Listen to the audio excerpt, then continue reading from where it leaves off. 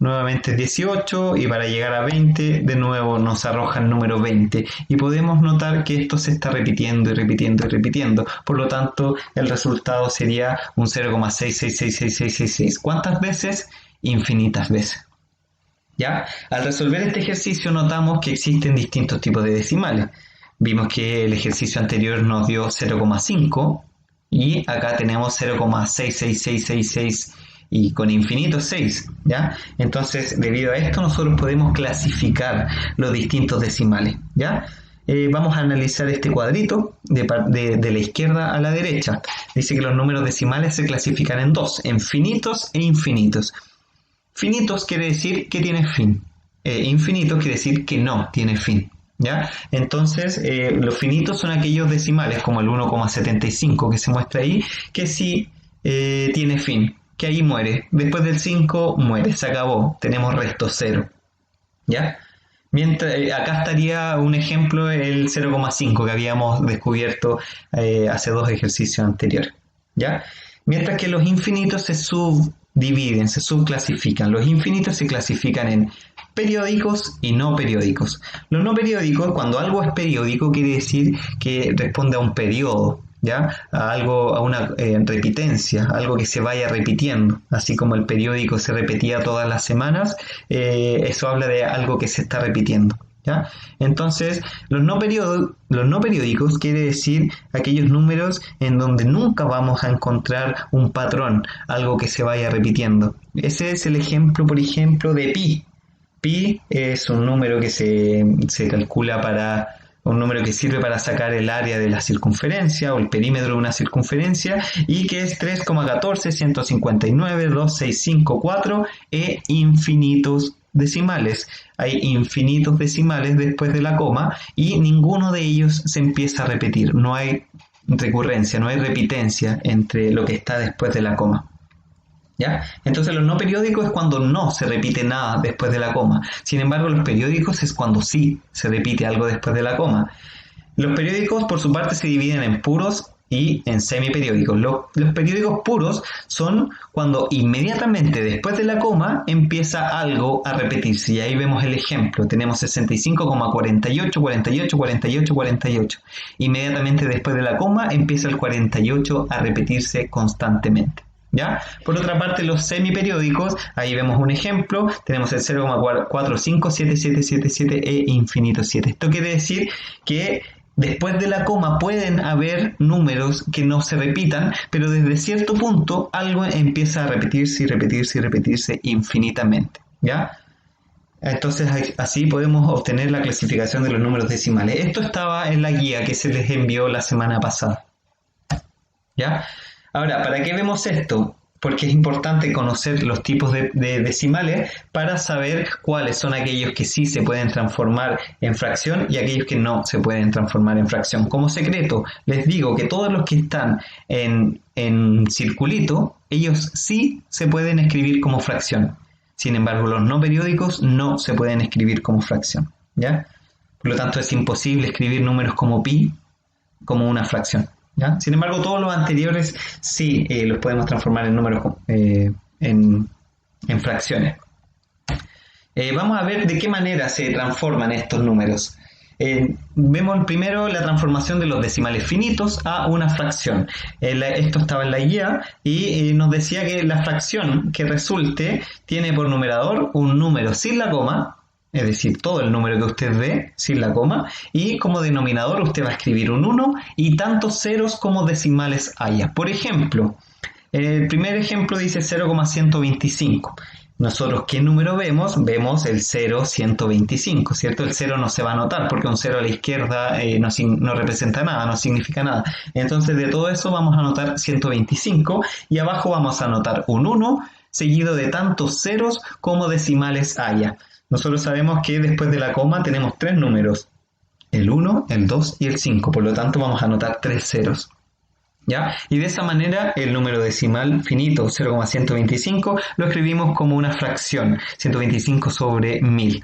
Lo mismo con el ejemplo 2, el número que vemos nosotros es 1125 y también tiene 3 decimales, por lo tanto es un 1 y 3 ceros.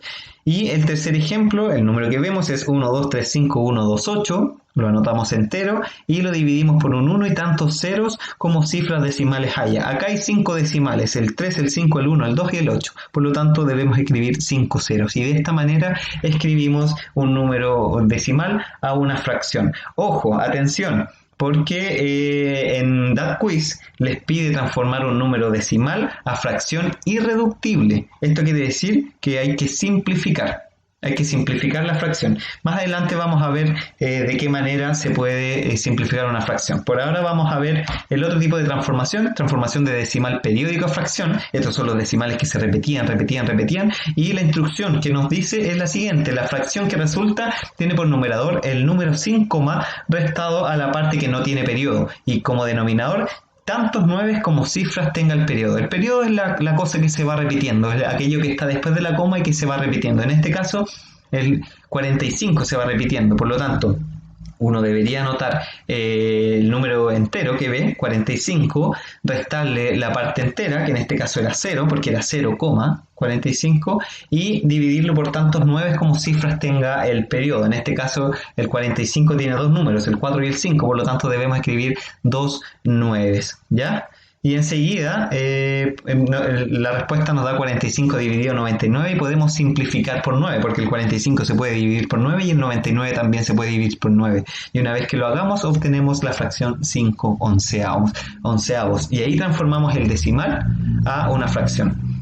Lo mismo con el segundo ejemplo. El segundo ejemplo, el número que vemos es 145, le vamos a restar la parte entera.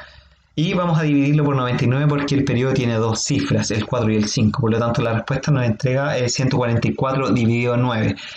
Si usted no me cree, usted puede anotar el 144 en una calculadora y lo divide por 99 y vamos a obtener 1,45 e infinitos 45.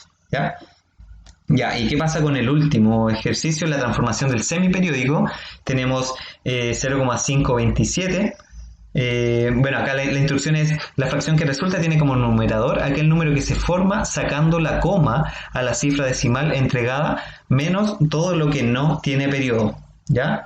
En tanto, el denominador, es decir, la parte de abajo de una fracción, se compone de tantos 9 como cifra con periodo tenga, seguido de tantos ceros como cifras tenga el anteperiodo. El anteperiodo es aquello que está después de la coma y antes del periodo. Por ejemplo, vamos a analizar ejemplos. Tenemos el 0,527, que es lo que vemos nosotros vemos el 527, ¿cierto? Le vamos a restar la parte que no tiene periodo, que en este caso es 5, y vamos a dividirlo por 2,9. ¿Por qué por 2,9? Porque el 27 tiene dos dígitos, y vamos a dividirlo también por el 0, ¿cierto? Porque el anteperiodo en este caso está compuesto por un 5, por solamente un 5. Por lo tanto, en nuestro denominador queda 990. De ahí se desprende que nuestra fracción quedaría 522 dividido 990. ¿Ya? Vamos, analicemos el caso 2. Caso 2, anotamos entonces el número entero que vemos, que es 7428. Le vamos a restar la parte que no tiene periodo, es decir, 742. Y vamos a dividirlo por un 9, porque la parte que se está repitiendo en este caso es el 8. Es solo un elemento, así que vamos a poner un 9. Y el anteperiodo tiene dos cifras, que en este caso es el 4 y el 2.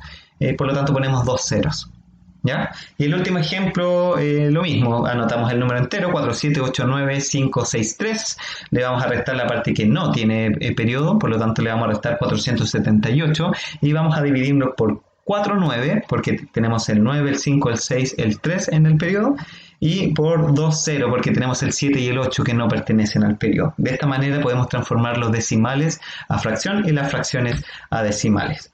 Otro tema que habíamos dejado pendiente es cómo simplificar las fracciones. Una fracción se puede expresar de distintas maneras. Acá vemos el 3/4, el 6/8 y el 12/16, que representan lo mismo, ¿ya? Si nos fijamos, tanto el 12 como el 16 se pueden dividir por 2. Entonces lo que buscamos en una simplificación de fracciones es encontrar un número que divida tanto al numerador como al denominador y efectuar esa división. Acá encontramos el 2 porque el 2 divide al 12 y el 2 divide al 16. Y si hacemos esa división nos entrega la fracción 6/8. octavos. Ahí efectuamos una simplificación. Ahora, para hacer una fracción irreductible, eso quiere decir que no se pueda seguir simplificando. Para ello, notamos, por ejemplo, que el 6 y el 8 también se pueden dividir por 2, ambos. Así que 6 dividido 2 me da el 3 y 8 dividido 2 me da el 4. Y enseguida llegamos a 3/4, que es una fracción irreductible. ¿Ya? ¿Por qué? Porque no vamos a encontrar ningún número que divida tanto al 3 como al 4. Y eso es lo que se pide en la actividad, que una vez que desarrollen su procedimiento, reduzcan, ¿ya? Simplifiquen las fracciones. Y como pista, ¿cómo saber si es que un número, esto sirve para la simplificación, cómo saber si es que un número se puede dividir por 2? Es si es que acaba o no en una cifra par o en el 0. Nosotros vimos recién que el 6 y el 8 ambos eran pares, por lo tanto sí se podían dividir por 2. Para la división por 3 hay que sumar todos los dígitos, ¿ya? Hay que sumar todos los dígitos y si esos dígitos me entregan un múltiplo de 3, entonces todo ese número sí se puede dividir por 3. La división por 4 nos dice que un número independiente, lo grande que sea, nosotros debemos fijarnos solo en los últimos dos dígitos. Y si esos forman un número que sea múltiplo de 4 o que termine en 0, 0, entonces todo ese número muy grande sí se puede dividir por el 4. Respecto a la división por 5, un número va a ser divisible por 5 si es que acaba en 0 o acaba en 5. ¿Ya?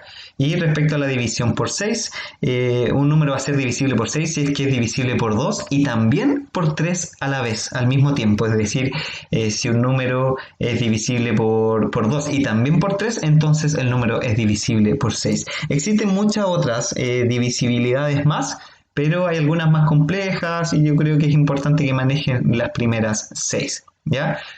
Ojalá les sirva de ayuda, chiquillos. Ojalá estén muy bien, cuídense ustedes, cuiden a sus familias y ya saben que si tienen cualquier duda la pueden preguntar a mi correo es censo.rodriguez2014 @umce.cl y voy a estar pendiente y atento a sus preguntas. Que estén muy bien, nos vemos.